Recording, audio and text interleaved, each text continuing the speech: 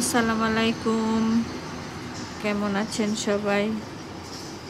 আজকে আমি 2 দিন পর ছাদে আসলাম সবজি উঠাতে। দেখি কি কি সবজি পাওয়া যায়। এখানে আমার ধুন্দল গাছে 3টা ধুন্দল বড় হয়ে আছে। হেল্পিং হ্যান্ডকে বললাম যে ধুন্দল 3টা উঠাতে। তারপর দেখি ঢেঁড়স গাছে প্রচুর ঢেঁড়স ধরে আছে। ঢেঁড়সগুলো না উঠালে বাড়তি হয়ে যাবে, এই জন্য বললাম যে ঢেঁড়সগুলো উঠিয়ে ফেলো। আমার মরিচ গাছে প্রচুর মরিচ এসেছে, কালো মরিচ। তাছাড়া এখান থেকে আমি কয়েকটা মরিচও উঠালাম, ঢেঁড়স দিয়ে ভর্তা করে গরম গরম ভাতের সাথে খাবো।